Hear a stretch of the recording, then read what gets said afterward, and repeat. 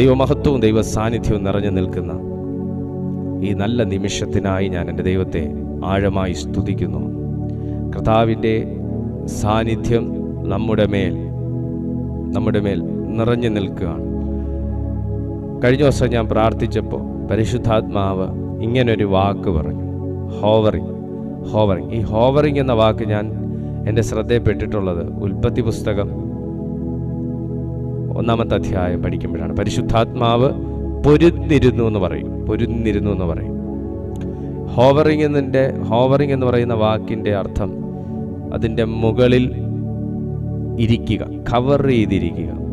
അതിൻ്റെ ഏറ്റവും നല്ലൊരു എക്സാമ്പിളാണ് കോഴിമുട്ടയ്ക്ക് ഒരു കോഴി അടയിരിക്കുന്ന പോലെ, പൊരുന്നിരിക്കുന്ന പോലെ, പ്രകാശമോ കാറ്റോ ഒന്നും കാണാതെ അതിൻ്റെ പൂർണ്ണമായും അതിൻ്റെ ചൂടിൻ്റെ കീഴിൽ ആ മുട്ടയെ സൂക്ഷിക്കുന്ന പോലെ ഹോവറിങ്, ദൈവാത്മാവ് ആ നിലകളിൽ ഇരിക്കുന്നു. ഒരു ക്രിസ്തീയ ജീവിതത്തിൽ നമ്മൾ ഉറപ്പ് വരുത്തേണ്ട ചില കാര്യങ്ങളുണ്ട്. ഒരു ക്രിസ്ത്യാനിയുടെ പ്രത്യേകത എന്താണെന്ന് ചോദിച്ചാൽ അവനൊരു അതോറിറ്റി ഉള്ളൊരു വ്യക്തിയാണ്, അധികാരമുള്ളൊരു വ്യക്തിയാണ്. അവൻ്റെ അധികാരം അധികം നൽകുക എന്നുള്ളത് ദൈവത്തിൻ്റെ ഇഷ്ടവും അത് സൂക്ഷിക്കുക എന്നുള്ളത് അവൻ്റെ റെസ്പോൺസിബിലിറ്റിയുമാണ്. അധികാരം ഒരു വ്യക്തിയിൽ ചലിക്കുന്നത് അയാളുടെ പെർഫോമൻസ് കൊണ്ടല്ല. അധികാരം ഒരു വ്യക്തിയിൽ നിന്ന് വ്യാപരിക്കുന്നത് ദൈവത്തിൻ്റെ കൃപ കൊണ്ടും ദൈവം കൊടുത്തിരിക്കുന്ന അഭിഷേകം കൊണ്ടും. ഒരിക്കലും പെർഫോമൻസിലൂടെ നമുക്ക് അധികാരത്തെ റിവീൽ ചെയ്യാൻ കഴിയത്തില്ല. പെർഫോമൻസിലൂടെ അയാളുടെ പെർഫോമൻസ് കാഴ്ചവെക്കാൻ പറ്റും, പക്ഷേ പെർഫോമൻസിലൂടെ ദൈവത്തിൻ്റെ കൃപകളോ വരങ്ങളോ അധികാരങ്ങളോ ചലിക്കത്തില്ല. ഒച്ചത്തിൽ സംസാരിച്ചാൽ ദൈവത്തിൻ്റെ അധികാരം ചലിക്കത്തില്ല. ഒച്ചത്തിൽ കമാൻഡ് ചെയ്താൽ ദൈവത്തിൻ്റെ അധികാരം ചലിക്കത്തില്ല. എന്നാൽ വളരെ സൈലൻ്റായി തന്നെ നമുക്ക് ദൈവത്തിൻ്റെ അധികാരത്തെ നമുക്ക് യൂസ് ചെയ്യാൻ കഴിയും. യേശുക്രിസ്തു ഒരിക്കലും അധികാരത്തെ വലുതായി കണ്ടില്ല, എന്നാൽ അധികാരപ്പെടുത്തിയവനെ വലുതായി കണ്ടു. ആമേൻ. യേശുക്രിസ്തു ഒരിക്കലും ഭൂമിയിൽ തനിക്കുള്ള പേരിനെ വലുതായി കണ്ടില്ല. ശ്രദ്ധിച്ച് കേൾക്കണേ, ഭൂമിയിൽ തനിക്കുള്ള പേരിനെ വലുതായി കണ്ടില്ല. യേശു സ്വർഗത്തിൽ തനിക്ക് പേരുണ്ട്, പെരുമയുണ്ട്, പദവിയുണ്ട് എന്നുള്ളതിനെ വലുതായി കണ്ടു. നമ്മുടെ ജീവിതത്തിൽ സൂക്ഷിക്കേണ്ട ഒരു കാര്യം, നിങ്ങൾക്ക് വീട്ടിൽ എത്രത്തോളം വിലയുണ്ടോ അറിഞ്ഞുകൂടാ, നാട്ടിൽ എത്രയും വിലയുണ്ടോ അറിഞ്ഞുകൂടാ, ഓഫീസിൽ എത്രയും വിലയുണ്ടോ അറിഞ്ഞുകൂടാ. നിങ്ങൾക്ക് അറിയാമെങ്കിലും അറിയത്തില്ലേലും, ഇനിയിപ്പോൾ അത് കൂടുതലാണേലും കുറവാണേലും നിങ്ങൾ ഈ കാര്യം ഒന്ന് ശ്രദ്ധിക്കണേ. നമ്മൾ ലൂക്കോസ് എഴുതിയ സുവിശേഷം 10-ാമത്തെ അധ്യായം അതിൻ്റെ 17-18 വാക്യങ്ങൾ, 17 മുതൽ 20 വരെയുള്ള വാക്യം നമുക്കൊന്ന് വായിക്കാം. ലൂക്കോസ് എഴുതിയ സുവിശേഷം 10-ാമത്തെ അധ്യായം അതിൻ്റെ 17 മുതൽ 20 വരെയുള്ള വാക്യങ്ങൾ. ആ 70 പേര് സന്തോഷത്തോടെ മടങ്ങി വന്നു. കർത്താവേ, നിന്റെ നാമത്തിൽ ഭൂതങ്ങളും ഞങ്ങൾക്ക് കീഴടങ്ങുന്നു എന്ന് പറഞ്ഞു. അവൻ അവരോട്, സാത്താൻ മിന്നൽ പോലെ ആകാശത്തു നിന്ന് വീഴുന്നത് ഞാൻ കണ്ടു. പാമ്പുകളെയും തേളുകളെയും ശത്രുവിന്റെ സകല ബലത്തെയും ചവിട്ടുവാൻ ഞാൻ നിങ്ങൾക്ക് അധികാരം തരുന്നു. ഒന്നും നിങ്ങൾക്ക് ഒരിക്കലും ദോഷം വരുത്തുകയുമില്ല. എങ്കിലും ഭൂതങ്ങൾ നിങ്ങൾക്ക് കീഴടങ്ങുന്നതിലല്ല, നിങ്ങളുടെ പേര് സ്വർഗത്തിൽ എഴുതിയിരിക്കുന്നതിൽ അത്രേ സന്തോഷിക്കുവിൻ. നിങ്ങൾക്ക് എന്താ മനസ്സിലായേ? കർത്താവായ യേശുക്രിസ്തു ഭൂമിയിൽ വന്നത് മനുഷ്യന്റെ പാപങ്ങൾക്ക് വേണ്ടിയും ശാപങ്ങൾക്ക് വേണ്ടിയും മറുവിലയാകാൻ തന്നെയാണ്. ഒപ്പം കർത്താവ് മറ്റ് പല പ്രവർത്തികളും ഇതിനകത്ത് ചെയ്തെടുത്തു. കർത്താവ് വന്നത് നമുക്ക് വേണ്ടി പരിഹാരമാകാൻ തന്നെയാണ്, നമ്മുടെ പാപങ്ങൾക്ക് വേണ്ടി പരിഹാരമാകാൻ തന്നെയാണ്.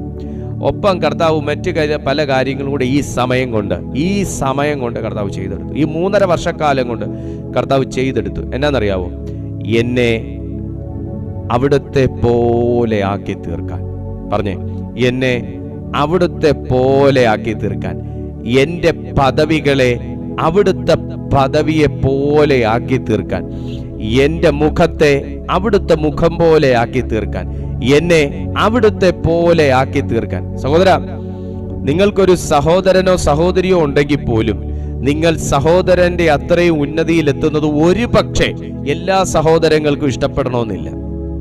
സഹോദരി, നിങ്ങളുടെ സഹോദരി ഒരു ഹയർ പൊസിഷനിലാണെങ്കിൽ അവരെ പോലെ നിങ്ങൾ എത്തുന്നത് ഒരുപക്ഷെ എല്ലാ സഹോദരിമാർക്കും ഇഷ്ടപ്പെടണം എന്നില്ല.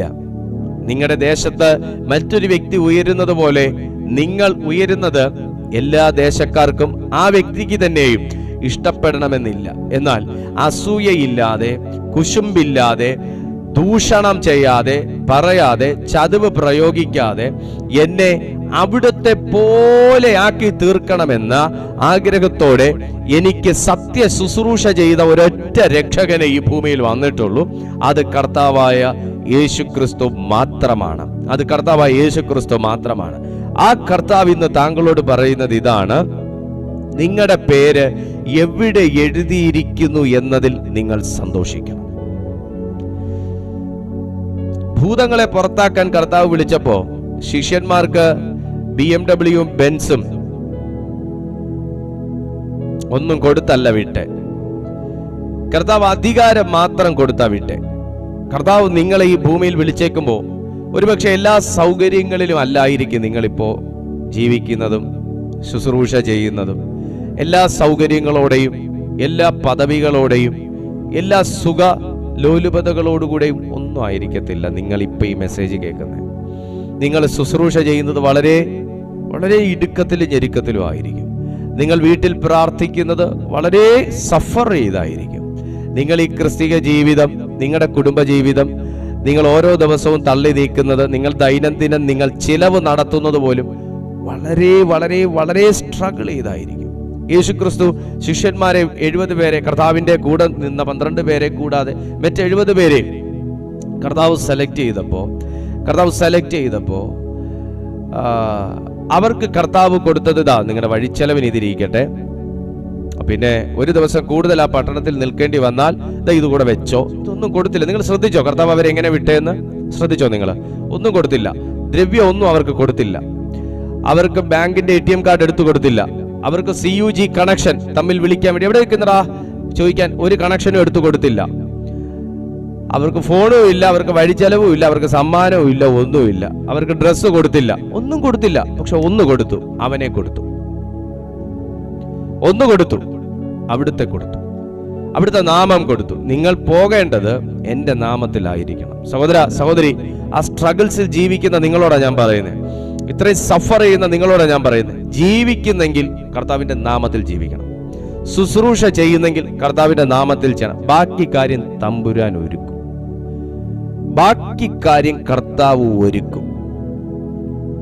ഇവരെ കർത്താവ് വിട്ടേച്ച് പറഞ്ഞത്, ഞാൻ അധികാരം നിങ്ങൾക്ക് തരുന്നു. അധികാരം നിങ്ങൾക്ക് തരുന്നു. ദൈവത്തിന്റെ അതോറിറ്റി ഒരു വ്യക്തിയിൽ ഉണ്ടെങ്കിൽ, പറഞ്ഞ ദൈവത്തിന്റെ അധികാരം, ദൈവത്തിന്റെ അധികാരം ഒരു വ്യക്തിയിൽ ഉണ്ടെങ്കിൽ, അവന്റെ ദൈവത്തിന്റെ അധികാരം ഒരു വ്യക്തിയിൽ ഉണ്ടെങ്കിൽ, ആ വ്യക്തിയെ ദൈവാത്മാവ് പണിതെടുക്കും. ഒന്നുകൂടെ വ്യക്തമായിട്ട് പറയാം. ഇവരെ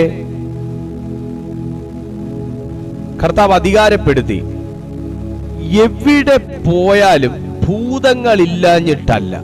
ശ്രദ്ധിച്ചേ, എവിടെ ഇവർ ശുശ്രൂഷയ്ക്ക് പോയാലും അവിടെയൊക്കെ ഭൂതങ്ങളുണ്ട്. Oh my God! എവിടെ ഇവര് വന്നിട്ട്, കർത്താവേ ആ തൈറോയിഡ് രോഗി സൗഖ്യമായി, ഇവര് പറഞ്ഞില്ല. കർത്താവേ അങ്ങ് ചെയ്ത പോലെ കൂനി നിവർന്നു, ഇവർ ആ വാക്ക് ഉപയോഗിച്ചില്ല. കർത്താവേ ഒരു കുഷ്ഠരോഗി സൗഖ്യമായിട്ട് 3 കേസ് നമ്മുടെ മിനിസ്ട്രിയിൽ സൗഖ്യമായി, ഇവർ ആ വാക്കൊന്നും പറയുന്നത്. ഇവരിവിടെ പറയുന്ന ഒരു വാക്കേ ഉള്ളൂ. ആ 70 പേർ ആ വാക്ക് നിങ്ങൾ ശ്രദ്ധിച്ചോ? സന്തോഷത്തോടെ മടങ്ങി വന്നു. ഞാൻ കൈ വെച്ചിട്ട് രോഗി സൗഖ്യമായില്ല എന്നൊരു വേദന ഒരുത്തനില്ല, എനിക്ക് അവസരം കിട്ടിയില്ല എന്നൊരു നിരാശ ഒരുത്തനില്ല. 70 പേരും ഒരേ മനോഭാവത്തോടെ മടങ്ങി വരുന്നു. അത് വളരെ വലിയ വാക്കാണ്. 70 പേരും ഒരേ മനോഭാവത്തോടെ മടങ്ങി വരും. എന്നെ ശ്രദ്ധിച്ചേ, 70 പേരും ഒരേ മനോഭാവത്തോടെ മടങ്ങി വരുന്നു. വീട്ടിൽ എത്ര പേരുണ്ട്? 3 പേരോ 4 പേരോ 5 പേരോ 8 പേരോ 7 പേരോ 2 പേരോ? ശ്രദ്ധിച്ചേ, ഒരേ മനോഭാവത്തോടു കൂടെ പോകാനും അതേ മനോഭാവത്തോടു കൂടെ ശുശ്രൂഷ ചെയ്യാനും അതുപോലെ തന്നെ ഒരേ മനസ്സന്തോഷത്തോടെ മടങ്ങി വരാനും അവർക്ക് കഴിഞ്ഞത് ഈ കൊടുത്തവന്റെ പ്രത്യേകതയാണ്. കൊടുത്തവന്റെ പ്രത്യേകതയാണ്. ഇനി വാങ്ങിയവൻ അത് അതിൻ്റെതായ രീതിയിൽ അവർ അത് ഹാൻഡിൽ ചെയ്യാനും അവരെ ദൈവം പഠിപ്പിച്ചിരുന്നു. ഈ വാങ്ങുന്നവർ അതെങ്ങനെ യൂസ് ചെയ്യണം, അതെങ്ങനെ ടേക്ക് കെയർ ചെയ്യണം എന്ന ഒരു ജ്ഞാനം കൂടെ പ്രാപിച്ചിരിക്കണം. ഹല്ലേലൂയ. 70 പേരിൽ 69 പേരും സന്തോഷത്തോടെ വന്നു, എന്നാൽ അതിൽ ഒരുത്തൻ മാത്രം ദുഃഖിതനായിരുന്നു എന്ന് വചനം എഴുതിയിരുന്നാൽ പോലും എനിക്ക് ഇത്രയും ധൈര്യം ഉണ്ടാകില്ല നിങ്ങളെ ഈ രീതിയിൽ പറഞ്ഞു പഠിപ്പിക്കാൻ. പക്ഷെ 70 പേർക്ക് കൊടുത്ത അധികാരവും 70 പേരും ഒരുപോലെ ഉപയോഗിക്കുകയും 70 പേരും റിസൾട്ട് എടുക്കുകയും 70 പേരും അതുപോലെ സന്തോഷത്തോടെ തന്നെ മടങ്ങി വന്നു എന്ന് പറയുമ്പോൾ അധികാരം പ്രാപിച്ച ഒരുത്തന്റെ മിനിസ്ട്രിയിൽ പോലും ഫെയിലിയർ ഉണ്ടായിരുന്നില്ല. That is a very big point. നമ്മൾ ഇത്രയും പ്രാർത്ഥിച്ച് അഭിഷേകം പ്രാപിക്കുകയും ഇത്രയും ദൂതുകൾ ദൈവത്തിങ്കൽ നിന്ന് നാം കേൾക്കുകയും ചെയ്യുമ്പോൾ നമ്മൾ ലൈഫിൽ ആഴ്ചയിൽ 7 ദിവസത്തിൽ മിനിമം 3 ദിവസമെങ്കിലും നാം സാത്താന്റെ മുമ്പിൽ മുട്ടുമടക്കി പോകുന്ന, മുട്ടുമടക്കേണ്ടി വരുന്ന, പരാജയപ്പെടുന്ന ഒരവസ്ഥയുണ്ടെങ്കിൽ 70 പേരെ തിരഞ്ഞെടുത്ത് കൊടുത്ത അധികാരത്തോടുകൂടെ പോയവർ പ്രാപിച്ചു വന്നത്ര ജയം പോലും നമ്മുടെ ക്രിസ്തീയ ജീവിതത്തിലില്ല. ഹല്ലേലൂയ. പക്ഷെ ഈ 70 പേരും they are happy.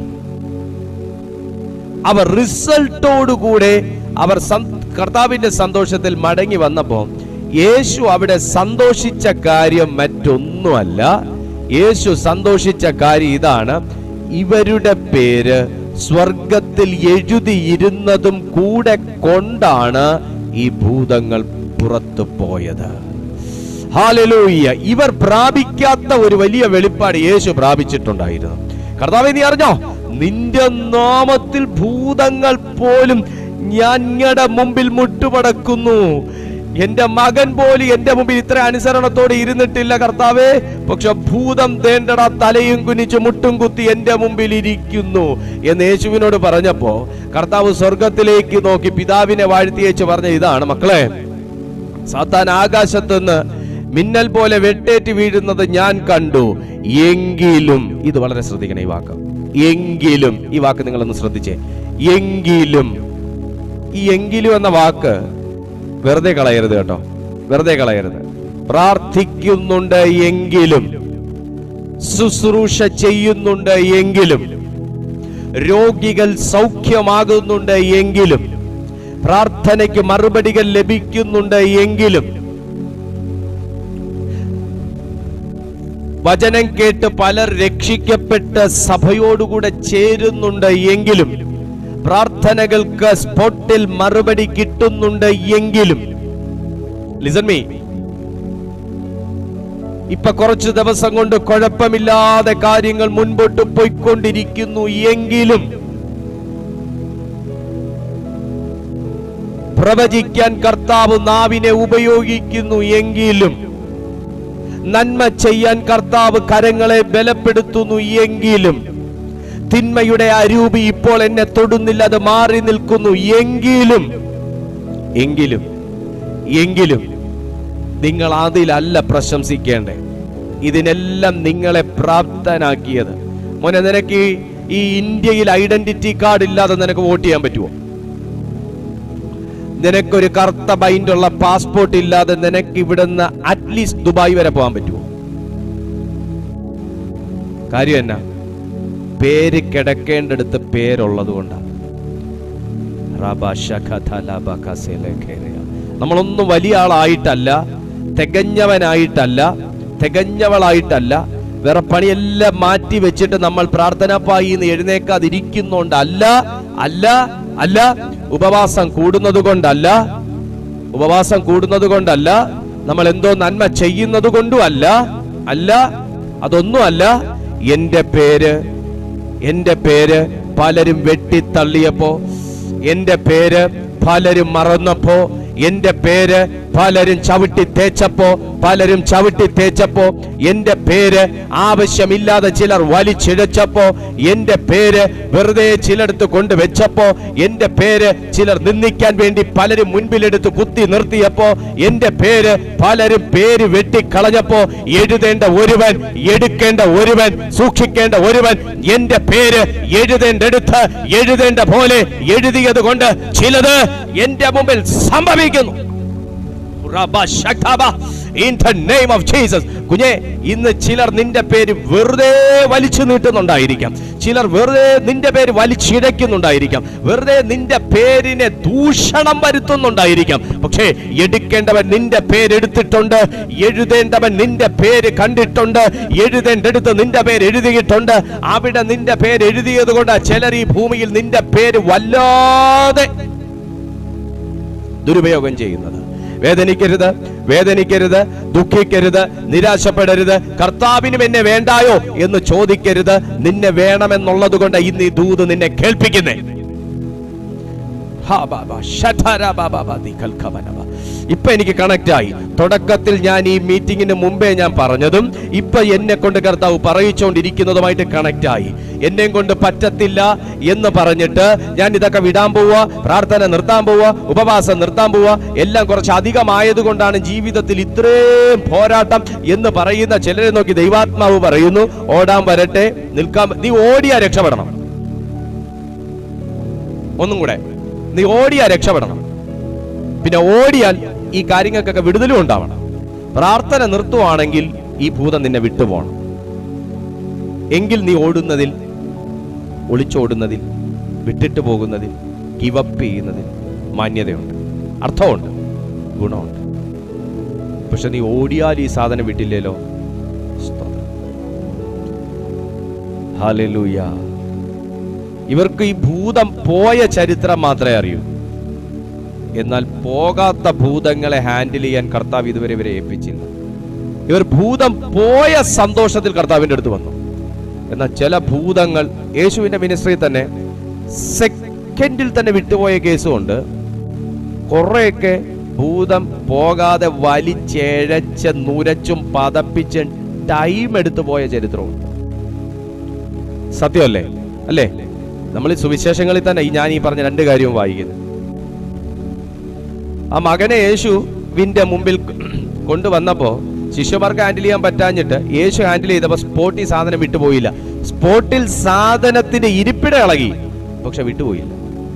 വളരെ ഇഴച്ച് നുരച്ച് പതപ്പിച്ച് മരിച്ചു പോയി എന്ന് തോന്നുമാർ ആ കൊച്ചനെ ആക്കിയിട്ടിട്ടാണ് സാധനം വിട്ടുപോയത്.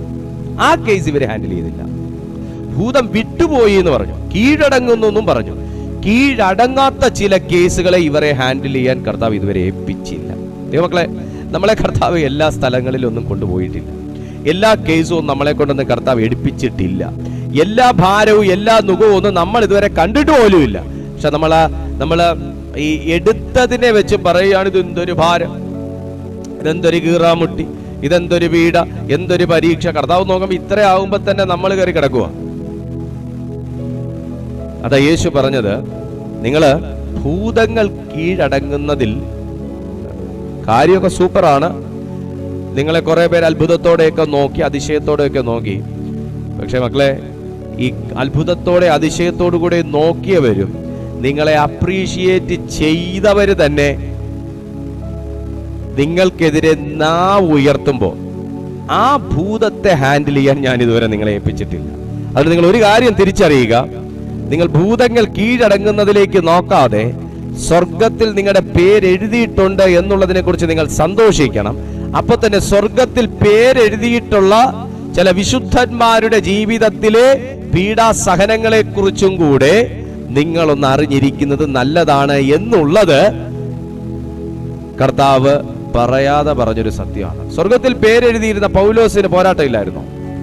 സ്വർഗത്തിൽ പേരെഴുതിയിരുന്ന യോസേഫിന് പോരാട്ടമില്ലായിരുന്നു. സ്വർഗത്തിൽ പേരെഴുതിയിരുന്ന അബ്രഹാമിന് പോരാട്ടമില്ലായിരുന്നു. സ്വർഗത്തിൽ പേരെഴുതിയിരുന്ന മറിയയ്ക്ക് പോരാട്ടമില്ലായിരുന്നു. മറിയയ്ക്ക് യേശുവിന്റെ അമ്മ മറിയയ്ക്ക് പോരാട്ടമില്ലായിരുന്നു. സ്വർഗത്തിൽ പേരെഴുതിയിരുന്ന മറ്റു വിശുദ്ധന്മാർക്ക് പോരാട്ടമില്ലായിരുന്നു. Praise to Jesus. സ്വർഗത്തിൽ പേരെഴുതിയിരിക്കുന്ന എല്ലാവർക്കും പ്രശ്നങ്ങളും പ്രതിസന്ധികളും എല്ലാം ഉണ്ട്. പക്ഷേ അതിനെ തരണം ചെയ്യാനുള്ള ഒരു ദൈവിക ശക്തിയും അധികാരവും ദൈവം നമ്മെ ഏൽപ്പിച്ചിരിക്കുന്നു. അതാ കർത്താവ് പറഞ്ഞേ, പാമ്പുകളെയും തേളുകൾ ഭൂതങ്ങൾ കീഴടങ്ങി എന്ന് പറഞ്ഞ് കർത്താവിനോട് വന്ന് സാക്ഷ്യം പറഞ്ഞു. എന്റെ ചോദ്യം ഇതാണ്, രണ്ടാമത് കൊടുത്ത ഈ അധികാരം എന്തിന്? അപ്പൊ ഒന്നാമത്തെ അധികാരം പൂർണ്ണമല്ലായിരുന്നു. രണ്ടാമത് പറയുന്നു പാമ്പുകളെയും തേളുകളെയും. അർത്ഥം, ഭൂമിയിൽ കൂടെ ഇഴഞ്ഞു വരുന്നതിനും ഭൂമിയിൽ കൂടെ കുത്താൻ കണക്കിന് വാലും കൊണ്ടുവരുന്ന സാധനങ്ങൾക്കും മേൽക്കൂടെ ഞാൻ നിങ്ങൾക്ക് അധികാരം തന്നു. എന്ന് വെച്ചാൽ ഇവർ ഇതുവരെ കണ്ടതുകൊണ്ട് കാര്യങ്ങൾ തീരുന്നില്ല. മുകളിൽ ഭൂതങ്ങളുടെ മേൽ അധികാരം കൊടുത്തു, പാമ്പിനും തേളിനും അധികാരം കർത്താവ് ഇപ്പോ കൊടുക്കുന്നു. അർത്ഥം, നിന്നെ കടിക്കുന്ന ചിലതും കുത്തുന്ന ചിലതിനും കൂടെ മേൽ ഞാൻ നിങ്ങൾക്ക് അധികാരം തന്നിരിക്കുന്നു. എങ്കിലും നിങ്ങൾ സ്വർഗത്തിൽ പേരെഴുതിയിരിക്കുന്നതിലല്ലാതെ പാമ്പിന്റെ തല തകർത്തതിനെയോ തേളിന്റെ വാലിനെ മുറിച്ചു കളഞ്ഞതിനെയോ നിങ്ങൾ സന്തോഷിക്കാതെ പേര് സ്വർഗത്തിലുണ്ട് എന്ന ബോധ്യത്തോടുകൂടെ ഞാൻ നിന്നെ ഏൽപ്പിച്ച് ശുശ്രൂഷ ചെയ്യുക.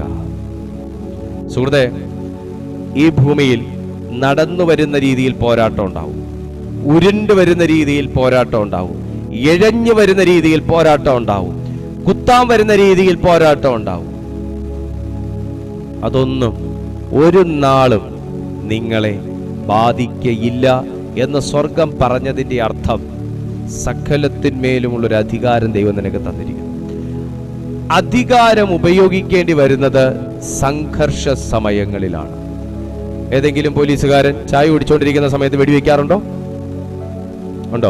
ചായ കുടിച്ചുകൊണ്ടിരിക്കുന്ന സമയത്ത് എന്നാ പിന്നെ ഒരു വെടിവെച്ചേക്കാം വെക്കാറുണ്ടോ? ഇല്ല. ഏതെങ്കിലും പോലീസുകാരൻ സെക്രട്ടേറിയറ്റിൽ പ്രതിഷേധം നടക്കുന്ന സമയത്ത് ചായ കുടിച്ചുകൊണ്ട് ഇരിക്കുന്നതും കണ്ടിട്ടുണ്ടോ? ഇല്ല. പ്രതിഷേധ സമയങ്ങളിൽ അവരുടെ മേലുള്ള അധികാരം അവർ യൂസ് ചെയ്യുന്നത് പോലെ. Praise to Jesus. എന്ന് പറഞ്ഞ എല്ലാ ദിവസവും സെക്രട്ടേറിയറ്റിൽ പ്രതിഷേധം നിങ്ങൾ കണ്ടിട്ടുണ്ടോ? ഇല്ല. എല്ലാ ദിവസവും പ്രതിഷേധം ഇല്ല, എല്ലാ ദിവസവും കല്ലേറില്ല, എല്ലാ ദിവസവും കണ്ണീർവാതകവും ഇല്ല.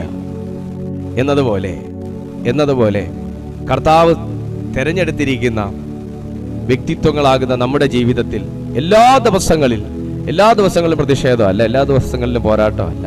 പക്ഷെ ദൈവം നമുക്ക് അധികാരം തന്നിരിക്കുന്നത് ഇതുപോലുള്ള പ്രതിഷേധ സന്ദർഭങ്ങളിൽ യൂസ് ചെയ്യാനാണ്. ഇതുപോലെ പ്രതിഷേധ സന്ദർഭങ്ങളിൽ പാമ്പുകളുടെ മേലും തേളുകളുടെ മേലും ശത്രുവിന്റെ സകല ബലത്തെയും ചവിട്ടുവാൻ യേശു തന്ന അധികാരം നീ ഉപയോഗിക്കുമ്പോൾ ഒരു സത്യം നീ തിരിച്ചറിയുക. എന്തുകൊണ്ടാണ് ഇങ്ങനെ ആവർത്തിച്ചു വരുന്നത് എന്ന് നിങ്ങൾ ചിന്തിച്ച് വ്യാകുലപ്പെട്ട് മടുത്ത ഒരു സന്ദർഭത്തിലാണ് ഇന്ന് ഈ സന്ദേശം മാന്യ സുഹൃത്ത് കേൾക്കുന്നതെങ്കിൽ ഞാൻ പരിശുദ്ധാത്മ നിറവിൽ നിങ്ങളോട് പറയുകയാണ്. പരിശുദ്ധാത്മ നിറവിൽ ഞാൻ നിങ്ങളോട് പറയുകയാണ്. സുഹൃത്തെ, നിന്റെ പേര് സ്വർഗത്തിലുണ്ട്. ഞാൻ വീണ്ടും ആവർത്തിക്കുന്നു. ദൈവം നിന്റെ പേര് തിരഞ്ഞെടുത്തത് കൊണ്ടാണ് പലരും നിന്റെ പേരിനെ കളങ്കപ്പെടുത്താൻ ശ്രമിക്കുന്നത്. നിന്റെ മേലൊരു അഭിഷേകം ഉള്ളത് കൊണ്ടാണ്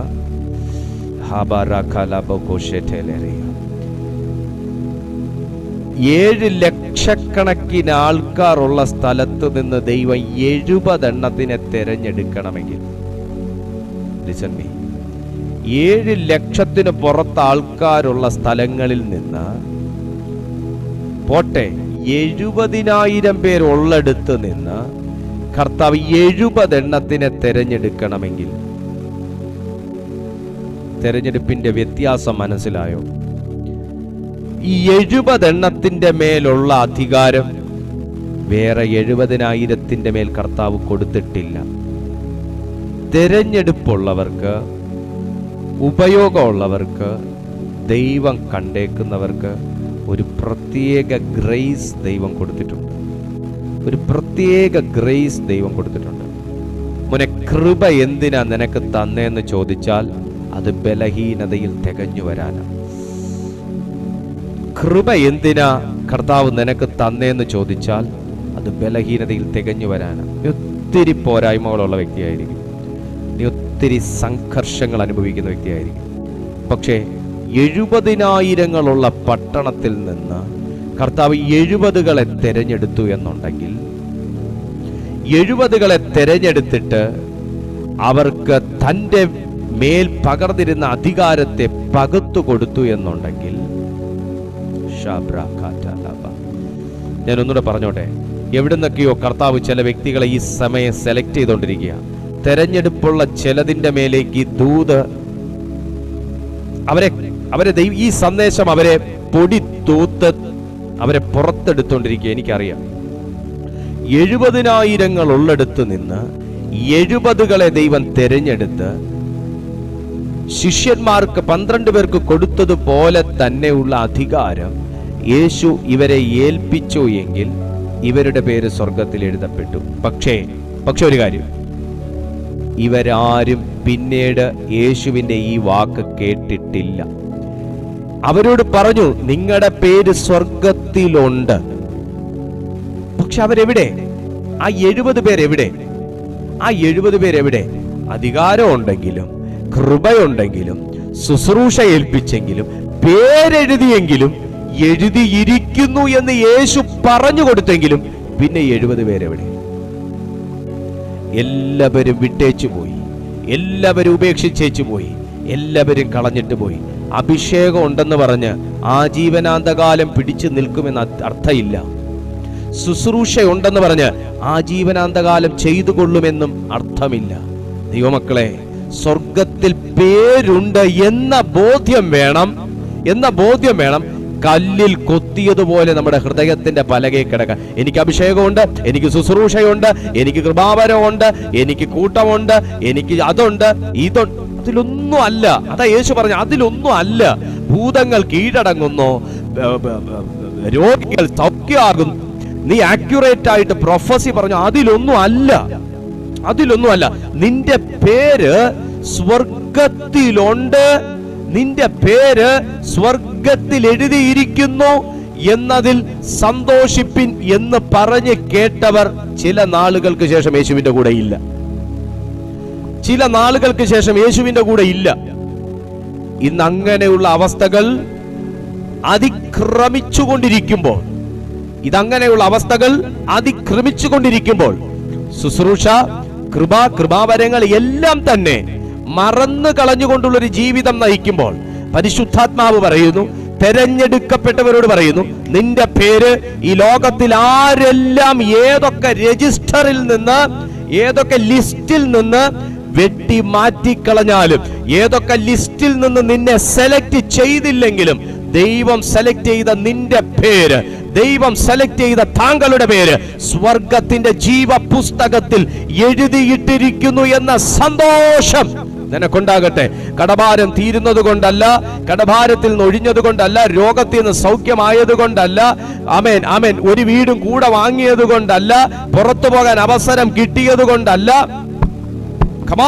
അവസരം കിട്ടിയത് കൊണ്ടല്ല, പ്രാർത്ഥനയ്ക്ക് മറുപടി ലഭിച്ചത് കൊണ്ടല്ല, ലഭിക്കാത്തത് കൊണ്ടല്ല, ചോദിച്ച കാര്യങ്ങളെല്ലാം കിട്ടിയത് കൊണ്ടല്ല, കിട്ടാത്തത് കൊണ്ടുമല്ല, എന്റെ പേര് സ്വർഗത്തിൽ എഴുതിയിരിക്കുന്നത് കൊണ്ട്.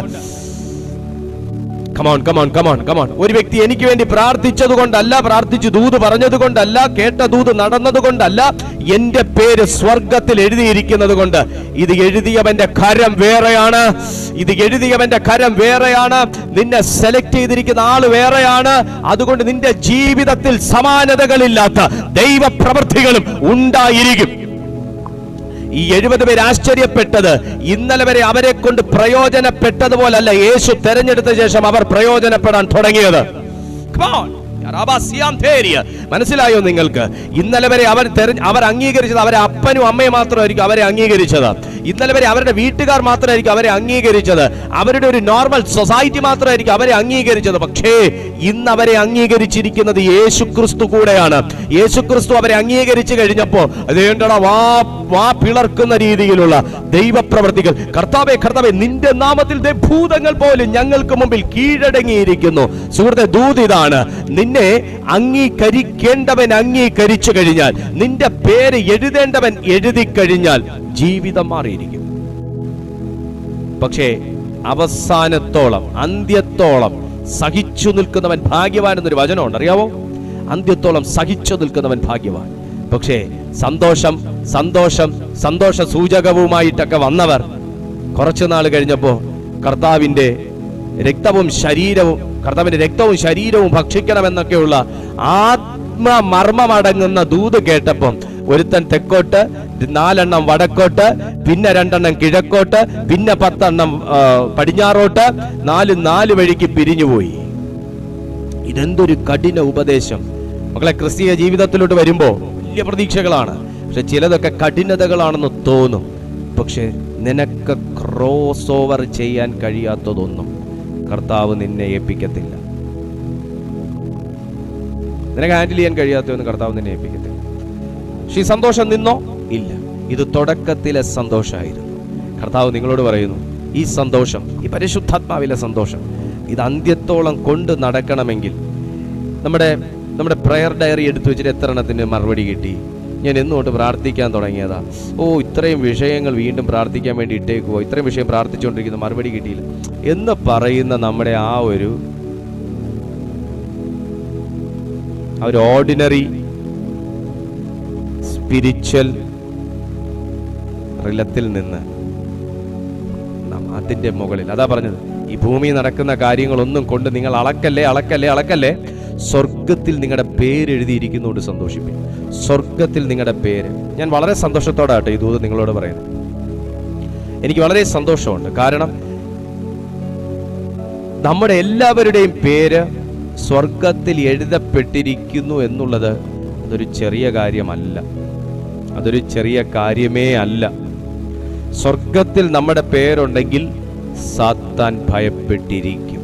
നിനക്കെതിരെ ഇത്രയും പ്രതിഷേധങ്ങൾ അഴിച്ചു വിടുന്നതിന്റെ കാരണം നിന്റെ പേര് സ്വർഗത്തിലുള്ളതുകൊണ്ടാണ്.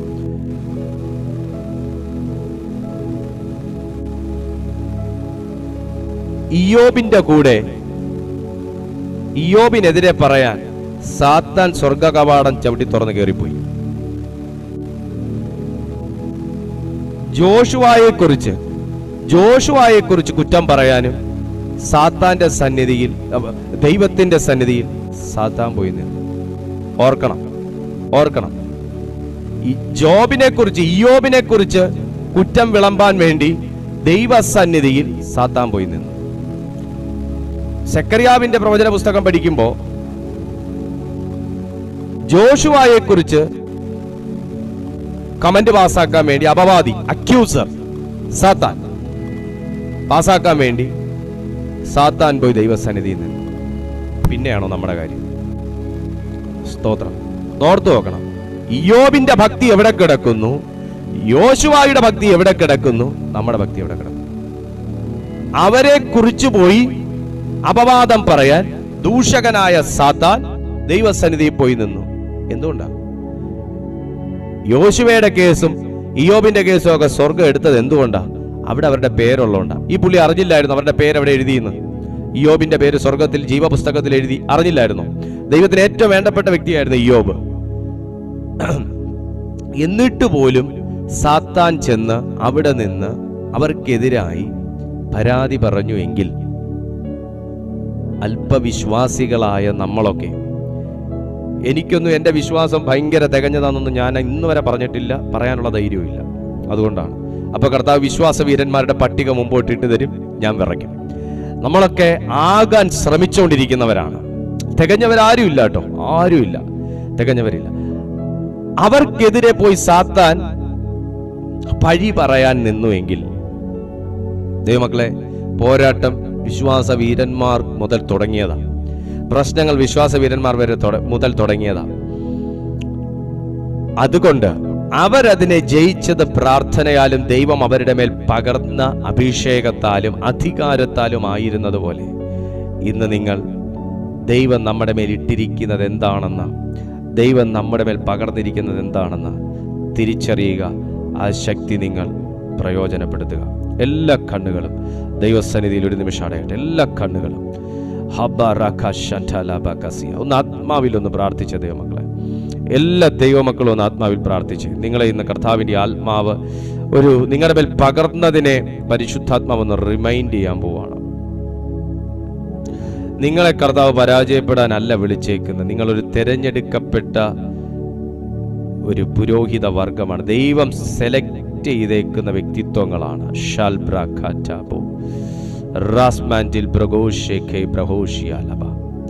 In the name of Jesus Christ. In the name of Jesus. പിതാവേ, ഈ ജനത്തെ ദൈവകരങ്ങളിൽ ഏൽപ്പിക്കുന്നു. ഇന്ന് ഞങ്ങളെ കേൾപ്പിച്ച് അനുഗ്രഹിക്കപ്പെട്ട തിരുവെഴുത്തിനായി സ്തോത്രം. ഈ വചനം ഇവരുടെ ജീവിതത്തിൽ വലിയ ക്രിയ ചെയ്യട്ടപ്പ. ഒരു അനുഗ്രഹമായി ഇവർ മാറട്ടെ. ഇവരുടെ ജീവിതത്തെ പരിശുദ്ധാത്മാവ് വർദ്ധിപ്പിക്കണം. ഇവരുടെ പ്രാർത്ഥനകൾക്ക് ദൈവം ഉത്തരം കൊടുക്കണം. അഭിഷേകത്തോടെ നിൽപ്പാൻ സഹായിക്കണം. അതൻ യേശുവിൻ നിസ്തുല്യ നാമത്തിൽ തന്നെ. ആമേൻ, ആമേൻ, ആമേൻ.